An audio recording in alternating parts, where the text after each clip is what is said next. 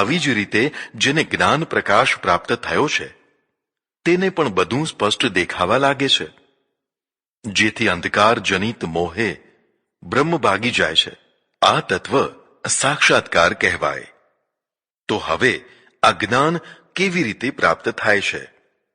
તદ બુદ્ધયસ્તદા આત્મા નસ્ત નિષ્ઠાસ્ત તત્પરાયણા ગચ્છન્ત્ય પુનરાવૃત્તિમ જ્ઞાન નિર્ધૂત કલ્મષાહ. પ્રભુમય બુદ્ધિવાળા, પ્રભુમય આત્માવાળા, પ્રભુપરાયણ, જ્ઞાનથી દૂર કરેલા પાપોવાળા ભક્તજનો જન્મ મરણના ચક્રથી મુક્ત થઈ જતા હોય છે. પ્રભુમય બુદ્ધિનો અર્થ એ છે કે જેની વૈચારિક ભૂમિકા પ્રભુમય થઈ ગઈ છે, જેની બુદ્ધિ તર્ક વિતર્ક નથી કરતી, તેવા તદ્રૂપ થઈને તેમનામાં જ નિષ્ઠાવાળા થઈ ગયા છે તેવા તત્પરાયણા અને જ્ઞાનના દ્વારા જેમણે પાપોને ખંખેરી નાખ્યા છે તેવા જ્ઞાની ભક્તો મોક્ષને પ્રાપ્ત કરી લેતા હોય છે. ત્રીજી વાર પંડિત શબ્દની વ્યાખ્યા કરે છે. વિદ્યા વિનય સંપન્ને બ્રાહ્મણે ગવિ હસ્તિની શુની ચૈવ શ્વપાકે ચ પંડિતા સમદર્શિનઃ. પંડિતો સમદર્શી હોય છે. કોના કોનામાં? વિદ્યા વિનયથી યુક્ત બ્રાહ્મણમાં, ગાયમાં, હાથીમાં, કૂતરામાં અને ચાંડાલમાં પંડિતો સમાન દ્રષ્ટિ રાખનારા હોય છે. આ શ્લોકમાં પંડિતા સમદર્શિત સુક્તિ છે. પંડિતો બધામાં સમાન દ્રષ્ટિ રાખનારા હોય છે. સમાન દ્રષ્ટિ માટેના જુદા જુદા પાત્રો બતાવે છે. વિદ્યા વિનય સંપન્ન બ્રાહ્મણ. મનુષ્યોમાં સૌથી શ્રેષ્ઠ બ્રાહ્મણને માનવામાં આવ્યો છે. તે બ્રાહ્મણ પણ વિદ્યા અને વિનયથી સંપન્ન હોય, વિદ્વાન હોય. બ્રાહ્મણની શોભા તેની વિદ્વતામાં છે. વિદ્વતાની શોભા વિનયમાં છે. વિદ્વતા હોય અને વિનય ના હોય તો તે સુગંધ વિનાના ફૂલ જેવો બ્રાહ્મણ કહેવાય. આવા ઉચ્ચ બ્રાહ્મણમાં પશુઓમાં શ્રેષ્ઠ ગાય છે, એટલે ગાયમાં તથા હાથીમાં. હવે કૂતરો અને ચાંડાલ આવ્યો, જે પશુઓમાં તથા મનુષ્યોમાં સૌથી નીચા ગણાય છે. ચાંડાલની ઓળખ શ્વપાક તરીકે આવી છે, અર્થાત કૂતરાના મરદાને પકાવીને ખાનારો. આ બધામાં જે સમાન દ્રષ્ટિ રાખે તેને પંડિત કહેવાય. અહીં એક ખાસ મુદ્દો ધ્યાનમાં લેવા જેવો છે કે સમદર્શી કયો છે, સમવર્તી કયો નથી. સમભાવથી જોવું અને સમભાવથી વર્તવું એ અલગ અલગ વસ્તુ કહેવાય. સમભાવથી જોવાથી ઘૃણા દૂર થાય છે, પણ જો સમાન વ્યવહાર કરવા જાઓ તો અવ્યવસ્થા ઊભી થાય. માનો કે તમારે ત્યાં વિદ્યા વિનય યુક્ત બ્રાહ્મણ આવે તો તેને યોગ્ય આસને આગતા સ્વાગતાથી બેસાડવાના હોય, પણ જો ચાંડાલ આવે તો તેને બ્રાહ્મણની જોડે જ બેસાડવાના ના હોય. તેને યોગ્ય આસન ઉપર બેસાડવાના હોય. હાથીને અને ગાયને એક સરખું એક જેવું ઘાસ ન અપાય, સૌને યોગ્ય જ અપાય. આમાં બધાની સાથે યથાયોગ્ય વર્તન કરવાનું હોય. પણ બધા પરમેશ્વરની જ રચના છે અને પોતે પોતાની જગ્યાએ જરૂરી છે તેમ સમજીને સૌમાં સમાન દ્રષ્ટિ રાખવી જોઈએ. ઘૃણા ન કરવી જોઈએ. પરસ્પરની ઘૃણાથી વ્યવહાર દૂષિત થતો હોય છે. ધર્મ ઘૃણામુક્ત હોય. ઘૃણા ફેલાવનારો ધર્મ પ્રેમ ન ફેલાવી શકે, તે કાચો પડે. કાચો ધર્મ કલ્યાણકારી ન હોય. આપણામાં કેટલાક આવી ઘૃણાથી પરસ્પરમાં એકબીજાથી ચીડાતા હોય છે.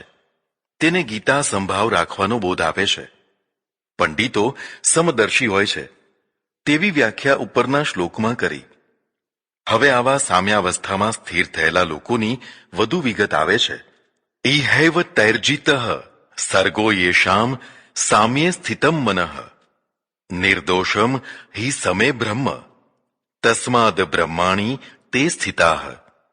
જે લોકોનું મન સામ્યાવસ્થામાં સ્થિર થઈ ગયું છે તેવા જ્ઞાની પુરુષોએ તો અહીં જ આ લોકને જીતી લીધો છે. બ્રહ્મ નિર્દોષ છે એટલે પેલા જ્ઞાનીઓ હંમેશા એ બ્રહ્મમાં જ સ્થિર થયા હોય છે. સામ્યાવસ્થા એટલે વિદ્વાન બ્રાહ્મણમાં, ચાંડાલમાં, કૂતરામાં, ગાય અને હાથીમાં જે સમદર્શન કરે તે. આ બધાની લોક સ્થિતિ સરખી નથી. વિષમ છે, તેથી લોકો તેમની સાથે વિષમ વ્યવહાર કરતા હોય છે. પણ જ્ઞાની પુરુષને આ બધામાં એક નિર્દોષ બ્રહ્મના જ દર્શન થતા હોવાથી તે સૌમાં બ્રહ્મ દર્શન કરે છે. તેથી તે હંમેશા પોતે પણ બ્રહ્મમાં જ સ્થિર થયેલો રહે છે. ફરી પાછું બતાવે છે કે બ્રહ્મમાં સ્થિર થયેલો જ્ઞાની કેવો હોય. ન પ્રહર્ષેત પ્રિયમ પ્રાપ્ય નો દ્વિજેત પ્રાપ્ય ચા પ્રિયમ. સ્થિર બુદ્ધિર સમ્મૂઢો બ્રહ્મવિદ બ્રહ્મણી સ્થિતઃ. જે પ્રિયની પ્રાપ્તિ થવાથી હર્ષિત થતો નથી અને અપ્રિયની પ્રાપ્તિ થવાથી ઉદ્વેગ કરતો નથી, આવો સ્થિર બુદ્ધિવાળો જ્ઞાની પુરુષ બ્રહ્મવેતા થઈને મોહરહિત હોવાથી બ્રહ્મમાં સ્થિર થઈ જાય છે. બ્રહ્મમાં સ્થિર થવું એટલે મનની વૃત્તિ બ્રહ્મમાં રમ્યા કરે તે. મન ચારે તરફ ભટક્યા કરે છે. મોટા ભાગે ભોગ વિષયોમાં ભટક્યા કરે છે. તેની જગ્યાએ મન જ્યારે બ્રહ્મમાં ચોંટી જાય ત્યારે સમજવું કે તે સ્થિર બુદ્ધિ મોહરહિત થયો છે, એટલે તે બ્રહ્મવેતા પણ થયો છે. હવે તેની સ્થિતિ બ્રહ્મમાં થઈ ગઈ છે. ફરી પાછા એવા બ્રહ્મવેતાની વ્યાખ્યા કરે છે. બાહ્ય સ્પર્શેશ્વ સક્તાત્મા વિંધ્યાતાત્મની યત સુખમ સ બ્રહ્મયોગ યુક્તાત્મા સુખમ ક્ષય મશ્નુતે. આવો બ્રહ્મજ્ઞાની બાહ્ય સ્પર્શાદી સુખોમાં અનાસક્ત હોય છે, અર્થાત તેવા આકર્ષણોથી મુક્ત હોય છે. તે પોતે જ પોતાના આત્મામાં અક્ષય સુખને ભોગવતો રહે છે. ત્યારે તે બ્રહ્મયોગ યુક્તાત્મા થઈ જાય છે. સુખ તો જોઈએ જ, બાહ્ય હોય કે આંતર સુખ હોય, પણ સુખ તો જોઈએ જ. બાહ્ય સુખો પદાર્થોના સંયોગથી પ્રાપ્ત થતા હોય છે. તેથી લાલચું મન ભોગ પદાર્થો તરફ દોડ્યા કરતું હોય છે. પણ જો તે અંતર્મુખ થઈ શકે તો અંદર પણ સુખનો અક્ષય ઢગલો પડ્યો છે. આવા આંતર સુખને ભોગવનારને ગીતા બ્રહ્મયોગ યુક્તાત્મા કહે છે. અર્થાત બ્રહ્મના યોગથી યુક્ત થયેલો જ્ઞાની પુરુષ અંદરનું અક્ષય સુખ ભોગવતો રહે છે. તે સુખમાં તેને એવો આનંદ આવે છે કે બાહ્ય સુખો તરફ વૃત્તિ જતી નથી. આવો બ્રહ્મજ્ઞાની સહજ રીતે અંતર્વૃત્તિ અંતર્મુખ થઈને આનંદ ભોગવતો રહે છે. ગીતા પ્રકરણ બદલે છે. યેહી સંસ્પર્શજા ભોગા દુઃખ યોનય એવતે આદ્યંતવંત કૌંતેય ન તેષુ રમતે બુધઃ. હે કુંતીપુત્ર, જ્ઞાની પુરુષ તેને કહેવાય જે પ્રચુર ભોગમય જીવન ન જીવતા હોય. કારણ કે આ ભોગો સ્પર્શ વગેરેથી પ્રાપ્ત થાય છે. આદિ અને અંતવાળા હોય છે. ખરેખર તો દુઃખના ઘરરૂપ હોય છે. જ્ઞાની પુરુષો તેમાં રમણ કરતા નથી. જીવન 5 પ્રકારના હોય છે: પાપમય, ભોગમય, તપોમય, જ્ઞાનમય અને પ્રભુમય. પાપમય જીવન. કેટલાક લોકો પાપમય જીવન જીવતા હોય છે. સવારથી સાંજ સુધી પાપ પાપ અને પાપ કર્યા કરતા હોય છે. તેમની આજીવિકા જ પાપની હોય છે. માનો કે કોઈ કસાય છે, કોઈ શિકારી છે, કોઈ નિર્દોષ જીવોનો હિંસક છે. આ બધા પ્રત્યક્ષ પાપ કહેવાય. પેટ માટે, આજીવિકા માટે લોકો આવું જીવન જીવતા હોય છે. કેટલાક અપ્રત્યક્ષ પાપમય જીવન જીવતા હોય છે, જેમ કે ભેળસેળ કરવી, ઓછું જોખવું, માલમાં છેતરપિંડી કરવી, દગાબાજી, વિશ્વાસઘાત, દેશદ્રોહ, કન્યા વિક્રય, વર વિક્રય કરવા. આવા બધા પાપો કરનારો માણસ પણ પાપમય જીવન જીવે છે. પણ કોઈ તેમને કસાય નથી કહેતું. કેટલાકની તો સામાજિક પ્રતિષ્ઠા પણ હોય છે, કારણ કે તેમના પાપ પરોક્ષ હોય છે. આમ પ્રત્યક્ષ કે પરોક્ષ રીતે જે લોકો પાપમય જીવન જીવતા હોય છે તે પાપી છે. ભોગમય જીવન. બીજા કેટલાક ભોગોમાં ગળાડૂબ રચ્યા બચ્યા રહેતા હોય છે. વ્યસનો અને ભોગોમાં સતત 2 તત્વો કરવા પડતા હોય છે. એક તો માત્રાનો વધારો અને બીજી નવીનતા.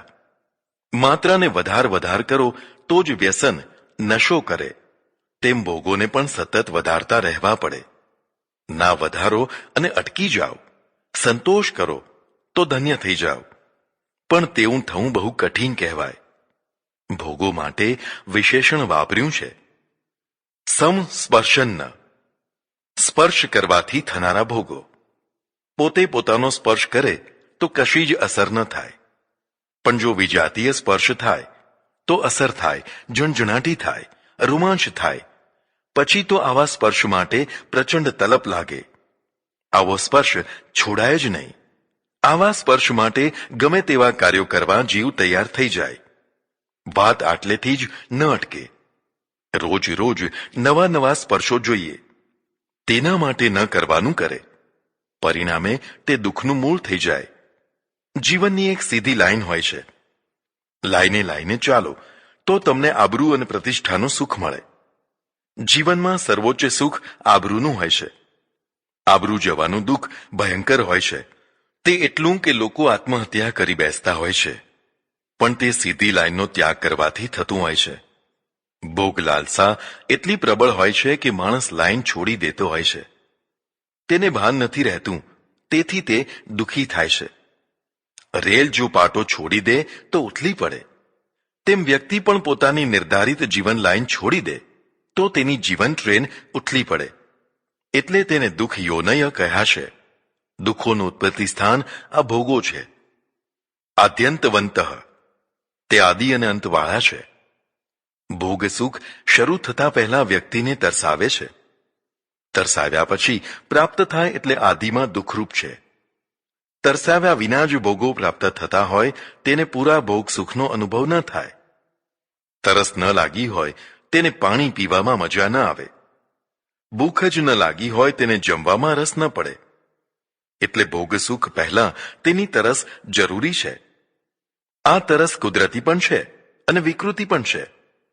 સમય સમય ઉપર ભૂખ તરસ લાગવી એ કુદરતી વ્યવસ્થા છે. પણ ભૂખ તરસ ન લાગી હોય તો પણ ખા ખા કરવું એ વિકૃતિ છે.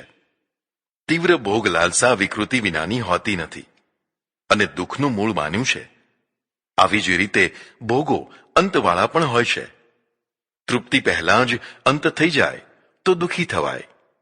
હજી અડધું જ પાણી પીધું હોય, હજી 5 કોળિયા જ ભોજન કર્યું હોય, ક્ષુધા શાંત ન થઈ હોય અને ભોજન પડાવી લેવાય તો દુઃખી થાય. માનો કે ક્ષુધાની પૂરી તૃપ્તિ થઈ ગઈ, પણ હવે ફરી આહાર મળવાનો નથી. રોજી ચાલી ગઈ તો પણ દુઃખ થાય. માનો કે રોજી છે, ભોગ સામગ્રી પણ છે, પણ હવે ભોગ ભોગવવાની શક્તિ નથી રહી.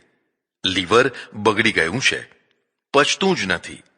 હવે તો આહાર જોઈ જોઈને દુઃખી થવાનું, કારણ કે ભોગ શક્તિ જ નથી રહી. આમ બધી રીતે ભોગો દુઃખદાયી છે. એટલે ગીતા કહે છે, ન તેષુ રમતે બુધઃ. અહીં રમતે શબ્દ ધ્યાન આપવા જેવો છે. જ્ઞાની પુરુષો તેમાં રમતા નથી. તપોમય, ત્રીજું જીવન તપોમય છે. વિશિષ્ટ લક્ષ્યની પ્રાપ્તિ માટે ભોગ સુખોનો ત્યાગ કરી પ્રવૃત્તિમાં મંડ્યા રહેવું તે તપ છે. વૈજ્ઞાનિકને વિજ્ઞાન શોધ કરવી છે. સંગીતકારને સંગીત શીખવું છે. કલાકારને કલા શીખવી છે. આવું કોઈ પણ વિશિષ્ટ લક્ષ્ય પ્રાપ્ત કરવું હોય તો ભોગ સુખોને કાં તો સદંતર કે પછી મોટા ભાગે છોડવા જ પડતા હોય છે. આ તપ કહેવાય. માનો કે વાસ્કો ડી ગામા વહાણો લઈને ભારત શોધવા નીકળ્યો. 9 મહિના સુધી તે સમુદ્રમાં ભટકતો રહ્યો. આવા સમયે તે ભોગ સુખોથી વંચિત જ રહ્યો હોય. તેને ઘર યાદ આવે, પત્ની યાદ આવે, તો પણ લક્ષ્ય માટે મંડ્યો રહે તે તપ કહેવાય. આને રાષ્ટ્રીય તપ કહેવાય. જેનું ફળ રાષ્ટ્રની સમૃદ્ધિમાં પ્રાપ્ત થયું કહેવાય. આપણે આવા તપ ન કર્યા, તેથી રાષ્ટ્ર સમૃદ્ધ ન થયું. આપણે તો સમુદ્ર યાત્રાને જ પાપ માન્યું. હવે દરિદ્રતા અને ગુલામી ભોગવો. જ્ઞાનમય જીવન. જ્ઞાન એટલે વિદ્યા. વિદ્યા પ્રાપ્તિ માટે પણ તપ કરવું પડે. એક વિદ્યાર્થી તપસ્વી જ છે. ઇત્સિંગ, ફાયહાન, યુએનસાંગ વગેરે પણ તપસ્વીઓ હતા. તેમણે અપાર કષ્ટો ભોગવ્યા હતા. આ કષ્ટો એ તપસ્યા જ કહેવાય. પ્રભુમય જીવન. કેટલાક લોકોનું જીવન પ્રભુમય હોય છે. પ્રભુ ભક્તિ એ તેમની સાધના હોય છે. ભક્તિ કરવાથી નથી થતી, તે આપોઆપ થાય છે. તેથી ભક્તિને પ્રગટતી માની છે. તે કોઈ કોઈ મનુષ્યમાં પ્રગટતી હોય છે. જેમાં પ્રગટે તેને મીરા, નરસિંહ, ચૈતન્ય, તુકારામ કહેવાય. તે સારો વ્યાપારી ન થઈ શકે. તે સારો ગૃહસ્થ પણ ન થઈ શકે. તે ભક્ત થઈ શકે. તેનું જીવન પ્રભુમય થઈ ગયું છે. તેને લોકો સમજી ન શકે. તેનામાં પરાવાણી પ્રગટે. જે કોલેજોમાંથી ન પ્રગટે તે સ્વયંભૂ વાણી લોકોને પવિત્ર અને નિર્મળ કરે. લોકો ધન્ય ધન્ય થઈ જાય, કારણ કે તેનું જીવન પ્રભુમય થઈ ગયું છે. આમ આ 5 પ્રકારના જીવનમાં જેમનું જીવન ભોગમય થઈ ગયું હોય તે દુઃખી થવાના જ. તેમના ભોગો કોઈ પડાવી લે તો પણ દુઃખ થાય, સારા ન મળે તો પણ દુઃખ થાય. બધાને બધું ધાર્યા પ્રમાણે મળતું નથી હોતું. તેથી બુદ્ધ પુરુષો તેમાં રમણ કરતા નથી, માત્ર વિચરણ જ કરે છે. તો હવે કરવું શું? સુખી કોણ? શકનો નિહૈવ યહ સોઢુમ પ્રાક શરીર વિમોક્ષણાત કામ ક્રોધોદ ભવમ વેગમ સ યુક્ત સ સુખી નરઃ. શરીર છોડતા પહેલા જે પુરુષ કામ અને ક્રોધના વેગને સહન કરી શકે છે તે યોગી છે, અને તે જ સુખી નર છે. યોગી અને સુખીની ફરીથી વ્યાખ્યા કરે છે.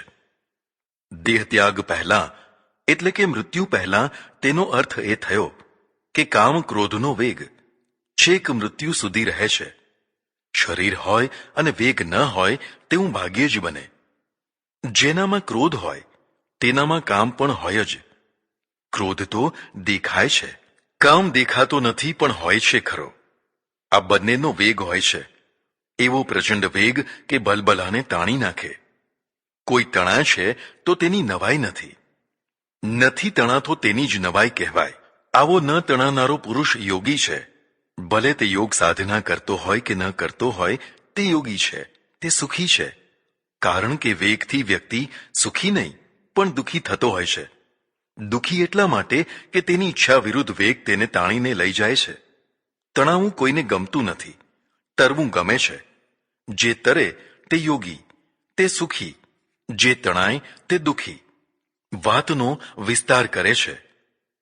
યો અંતઃ સુખો અંતરામસ્ત થાંત જ્યોતિરેવયઃ સયોગી બ્રહ્મ નિર્વાણમ બ્રહ્મભૂતો અધિગચ્છતિ. જે યોગી અંતરથી સુખી હોય અને અંતરમાં જ આરામ કરનારો હોય તથા અંતરમાં જ પ્રકાશવાળો હોય, તેવા યોગી બ્રહ્મભૂત થઈને બ્રહ્મ નિર્વાણને પ્રાપ્ત કરે છે. અંતઃ સુખ, બાહ્ય પદાર્થોથી જે સુખ મળે છે તે બાહ્ય સુખ છે. તે સાચું છે, ખોટું નથી, પણ તેના કરતાં વધુ શ્રેષ્ઠ અંતર સુખ હોય છે. અંતર સુખ એટલે પદાર્થો વિના જ અંદરમાં સુખાનુભૂતિ થાય તે. આવું થાય છે. હા, અંતર્મુખ થવું જોઈએ. જ્યારે બાહ્ય પદાર્થો ન હોય ત્યારે આંખ મીચીને એકાંતમાં સ્થિર થયેલી વ્યક્તિને આંતરિક સુખોની સરવાણીઓ ફૂટવા લાગતી હોય છે. તે એવી કે આંખ ઉઘાડવાનું મન ન થાય. તે અંતઃસુખ છે, અંતરારામ. જેને અંદરમાં જ વિશ્રાંતિ મળે છે તે અંતરારામ કહેવાય. સંસારમાં થાક લાગતો હોય છે. પ્રવૃત્તિ માત્ર પરિશ્રમવાળી હોય છે. પરિશ્રમથી વ્યક્તિને થાક લાગતો હોય છે. થાક ઉતારવા વ્યક્તિ સ્થળ શોધે છે. વિસામામાં બેસવાથી વિશ્રાંતિ મળે છે. પણ જેને શારીરિક નહીં પણ સાંસારિક થાક લાગ્યો હોય તેના માટે બાહ્ય વિસામો કામ ન આવે. તેને તો કોઈ સંતનો વિસામો મળે કે પછી પરમેશ્વરનો મળે. સંત તેને કહેવાય જે પરમેશ્વર તરફ વાળે અને પહોંચાડે. આવી વ્યક્તિને અંદરમાં જ પરમાત્માની હૂંફ મળવાથી આરામ મળતો હોય છે. પરમેશ્વર તેને કહે છે કે થાકતો હારતો નહીં. હું અંદર બેઠેલો જ છું, તારી સાથે છું. આશ્વાસન અને હૂંફ એ આરામ જ છે. અંતરજ્યોતિ, જ્યોતિ એટલે પ્રકાશ અને પ્રકાશ એટલે જ્ઞાન. જ્ઞાન એ જ જ્યોતિ છે. સામાન્ય રીતે કમ્પ્યુટરમાં, લેપટોપમાં, પુસ્તકોમાં જ્ઞાન ભર્યું હોય છે. તે બાહ્ય જ્ઞાન કહેવાય. પણ આ માહિતી જ્ઞાન સિવાય પણ બીજું જ્ઞાન હોય છે, જે અંતરમાં પડ્યું છે. તે જ્યારે જાગે છે ત્યારે કુંડલી જાગી કહેવાય છે. આવું જ્ઞાન જેને હોય તે પુસ્તકો ન ભણે તોય જ્ઞાની હોય. સ્વયંસ્ફૂર્ત સ્વયંભૂ જ્ઞાન હોય તેને અંતરજ્યોતિ કહેવાય. આવો યોગી બ્રહ્મમય થઈને બ્રહ્મ નિર્વાણ પદને પ્રાપ્ત થાય છે, અર્થાત મૃત્યુ પછી મોક્ષ ગતિ પ્રાપ્ત કરે છે. ફરી પાછા તે કેવા હોય છે તે બતાવે છે. લભંતે બ્રહ્મ નિર્વાણ મૃષવ ક્ષીણ કલ્મષાઃ છિન્ન દ્વૈધા યતાત્માનઃ સર્વભૂત હિતે રતાઃ.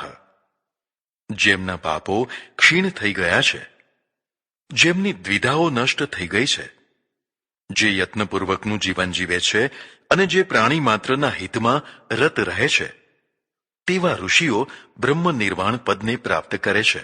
ક્ષીણ કલ્મષા, કલ્મષો એટલે પાપ. જેમના પાપ ક્ષીણ થઈ ગયા હોય તેવા પાપનો રંગ કાળો છે. તેથી લોકો કહે છે કે કાળા કામ કરનારો. ખરેખર તો પાપ પુણ્યને કોઈ રંગ હોતો નથી. તો પણ તેની ભયાનકતા બતાવવા પાપને પાપી રાક્ષસોને કાળો રંગ આપવામાં આવ્યો છે. પાપોનો ક્ષય 3 રીતે થાય. એક તો ભોગવી લેવાથી, બીજું ઈશ્વર કૃપાથી અને ત્રીજું જ્ઞાનથી. જે રીતે થતો હોય તે રીતે પણ પાપનો ક્ષય થવો જરૂરી છે.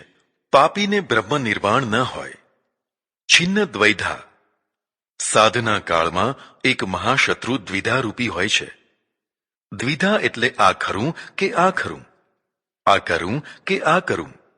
આવી દ્વિધા સાધ્ય અને સાધન બંને વિશે થતી હોય છે. સાધ્ય પોતાના ઈષ્ટદેવ વિશે અથવા ઈશ્વર વિશે હશે કે નહીં, આ સાચો કે આ સાચો. એવી સાધ્ય દ્વિધા સાધકને ઈશ્વર વિશે દ્રઢ ન થવા દે. બીજી દ્વિધા સાધન વિશે રહેતી હોય છે. આ સાધન કરું કે આ કરું. આવી દ્વિધાના કારણે સાધક વારંવાર સાધના માર્ગ બદલ્યા કરતો હોય છે. આ બધા પ્રકારની દ્વિધાથી જે મુક્ત થયો હોય તેને છિન્ન દ્વિધા કહેવાય. યતાત્માનઃ, યત્નો કરનારો યત્ન કરે તેને યતિ કહેવાય. યત્ન એટલે સાધના. સાધનાનો ત્યાગ કદી પણ કરાય નહીં. સાધના જ સાધકને તારનારી છે, એટલે વિવેકપૂર્વક યત્ન કરનારો. સર્વભૂત હિતે રતાઃ. હવે જે વિશેષણ લખ્યું છે તે બહુ જ મહત્વનું છે. તે પ્રાણી માત્રના હિતમાં રત રહેનારો હોય. સર્વભૂત હિતે રતાઃ આ સુક્તિ છે. કેટલાક ત્યાગી વિતરાગી ત્યાગ તો ધારણ કરે છે, ઘણા દુઃખો સહન કરે છે, પણ કલ્યાણ કોઈનું કરતા નથી. કલ્યાણ એટલે માત્ર પરલોક સુધારવાનો ઉધારવાનો જ નહીં. એવો ઉધારવાનો તો અહીં ઢગલાબંધ કરનારા નીકળ્યા છે. તેને સર્વભૂત હિતે રતા ન કહેવાય. જે ભૂખ્યાને ભોજન આપે, તરસ્યાને પાણી આપે, રક્ષણ આપે, નિર્ભયતા આપે, રોજી રોટી આવાસની વ્યવસ્થા કરાવે, ઔષધિ આપે, જે જીવનના સળગતા પ્રશ્નોને ઉકેલી આપે, તે માટે જજુમવું પડે તો જજુમે, એવી સક્રિય દયા કરનારને સર્વભૂત હિતે રતા કહેવાય. ગીતા અહીં માનવતાવાદી અભિગમ બતાવે છે. માનવતા વિનાનો ધર્મ એ મળદું છે અને માનવતા વિનાનું અધ્યાત્મ સુગંધ વિનાનું ફૂલ છે. ઋષય, અત્યાર સુધીના બધા વિશેષણો ઋષિઓ માટે આપ્યા છે. આવા ઋષિઓ બ્રહ્મ નિર્વાણને પ્રાપ્ત કરે છે. જરા ઋષિ શબ્દને સમજવા જેવો છે. ઋષ ગતિ અર્થના ધાતુથી ઋષિ શબ્દ બને છે. ગતિ અર્થ ધાતુના 3 અર્થો છે: જ્ઞાન, ગમન અને પ્રાપ્તિ. જે આધુનિકમાં આધુનિક જ્ઞાન ધરાવતા હોય તેને ઋષિ કહેવાય. માત્ર ભૂતકાળમાં જ જેનું જ્ઞાન સીમિત થઈ ગયું હોય તે બહુ તો વિદ્વાન પંડિત કહેવાય, ઋષિ ન કહેવાય. વૈજ્ઞાનિકો ઋષિ છે, કારણ કે તેમની પાસે નવામાં નવું, તાજામાં તાજું જ્ઞાન હોય છે. જે પ્રજાને રાષ્ટ્રને ગતિશીલ થવાની પ્રેરણા આપે તેને ઋષિ કહેવાય. જ્ઞાન અવરોધક ન હોવું જોઈએ. જો જ્ઞાન અવરોધક થઈ જાય તો ગતિ ન થાય, ગતિ ન થાય તો પ્રગતિ ન થાય, તો પ્રજા પછાત થઈ જાય, પછાત પ્રજા હંમેશા શોષિત અને ગુલામ થઈ જાય. એટલે ઋષિઓ હંમેશા ગતિશીલ જ્ઞાનના દ્વારા પૂરી પ્રજાની ગતિ કરાવતા હોય છે. જે પરમેશ્વરની પ્રાપ્તિ કરાવે, અર્થાત શ્રેય અને પ્રેય બંનેની પ્રાપ્તિ કરાવે, તેને ઋષિ કહેવાય. શ્રેય માર્ગ પ્રેય માર્ગનો વિરોધી ન હોવો જોઈએ. બંને એકબીજાના પૂરક છે, બંને સાથે ચાલે છે. સંસારના સુખો એ પ્રેય માર્ગ છે અને ઈશ્વરીય જીવન એ શ્રેય માર્ગ છે. પ્રેયનો ત્યાગ કરીને શ્રેય સાધના કરવાની જરૂર નથી, તેને પૂરક બનાવવાની જરૂર છે. સંસારના જે સુખો ન્યાય નીતિ અને હકના છે તે ભોગવવાના. તે પાપ નથી તેમજ બાધક પણ નથી. તેમનો ત્યાગ નથી કરવાનો. ત્યાગ તો પાપોનો, અનર્થોનો, દોષોનો કરવાનો છે. પરસ્પરમ ભાવયંતઃ ગીતાના સિદ્ધાંતને યાદ કરો. પરસ્પરના પૂરક બનો. બધું જ મંગળ છે અને બધું પૂરક છે. આવડે તો. એટલે ઋષિ તેને કહેવાય જે સંયમપૂર્વકના સંસાર સુખો ભોગવતા ભોગવતા કર્તવ્યોમાં દ્રઢ રહેતા અને રહેવડાવતા શ્રેયને પ્રાપ્ત કરે. પ્રેય વિરોધી શ્રેય નહીં. આ ત્રણ તત્વો જેનામાં હોય તેને ઋષિ કહેવાય. આપણું સુવર્ણ યુગ એ ઋષિ યુગ છે. આવા ઋષિઓ વ્યક્તિને, રાષ્ટ્રને, સૌને સુખી સમૃદ્ધ બનાવવાના કાર્યમાં હંમેશા તત્પર રહેતા હોય છે. તે જ બ્રહ્મ નિર્વાણ પ્રાપ્ત કરે છે. આ જ વાતનું પુનરાવર્તન કરે છે. કામ ક્રોધ વિયુક્તાનામ યતિનામ યત ચેતસામ અભીતો બ્રહ્મ નિર્વાણમ વર્તતે વિદિતાત્મનામ. જે કામ ક્રોધના પ્રભાવથી મુક્ત થયા છે, જે સાધનાશીલ છે, જેમના ચિત્ત સાધનામાં પરોવાયેલા છે, તેવા આત્મજ્ઞાની પુરુષો જલ્દીથી બ્રહ્મ નિર્વાણ પ્રાપ્ત કરી શકતા હોય છે. જીવન ઉપર કોનો પ્રભાવ છે? વ્યક્તિના ગુણ દોષોમાંથી અમુક ગુણો અથવા અમુક દોષો જીવન ઉપર છવાઈ ગયા હોય છે. તેના કારણે લોકો તેને કામી, ક્રોધી, દયાળુ, માયાળુ, સંશયાળુ વગેરે કહેતા હોય છે. આમ જેના જીવન ઉપરથી કામ, ક્રોધ આદિનો પ્રભાવ ક્ષીણ થઈ ગયો છે, તે સતત યત્નશીલ રહીને સાધના કરનારા યતિઓ, જેને આત્મજ્ઞાનમાં જિજ્ઞાસા અને રસ છે, તેવા સાધકો શીઘ્ર બ્રહ્મ નિર્વાણને પ્રાપ્ત કરી લેતા હોય છે. અહીં કામ આદિ પ્રભાવથી મુક્ત થવામાં સાચી સાધના જ મહત્વનો સાથ આપતી હોય છે. જેમ જેમ સાધના કરતા જાઓ તેમ તેમ આ દુષ્પ્રભાવથી મુક્ત થતા જાઓ. સાધના વિના દુષ્પ્રભાવથી મુક્તિ ના મળે. હવે સાધનાની ઝલક બતાવે છે કે પતિએ શું કરવું. સ્પર્શાત કૃત્વા બહિર્બાહ્યામ ચક્ષુ શ્વેવાંતરે ભ્રુવો પ્રાણાપાનો સમો કૃત્વા નાસાભ્યાંત રચારિણો યતેન્દ્રિય યમનો બુદ્ધિ મુનિર્મોક્ષ પરાયણઃ વિગતેચ્છા ભય ક્રોધો યહ સદા મુક્ત એવ સહ. સ્પર્શ આદિ બાહ્ય વિષયોને બહાર રાખીને, ચક્ષુઓને બંને ભ્રુકુટીઓની વચ્ચે સ્થાપીને, અંતરમાં અંતર્મુખ થનાર, પ્રાણ અને અપાન વાયુ જે નાસિકામાં ચાલનારા છે તેમને સમાન કરીને, મન બુદ્ધિને પ્રયત્નપૂર્વક અંતર્મુખ બનાવનાર, મોક્ષપરાયણ, ઈચ્છા, ભય તથા ક્રોધથી રહિત થયેલો મુનિ હંમેશા મુક્ત જ છે એવું તું જાણ.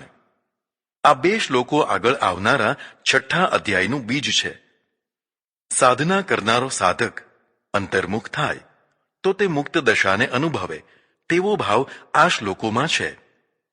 તે માટે બંને ભ્રુકુટીઓની મધ્યમાં પ્રાણ અને અપાન વાયુને સ્થિર કરીને, અર્થાત જે જ્યાં છે તેને ત્યાં જ સ્થાપિત કરીને, નાસિકાથી ધીમે ધીમે લેમુખ કરનારો મોક્ષપરાયણ મુનિ મુક્ત દશાને અનુભવે છે.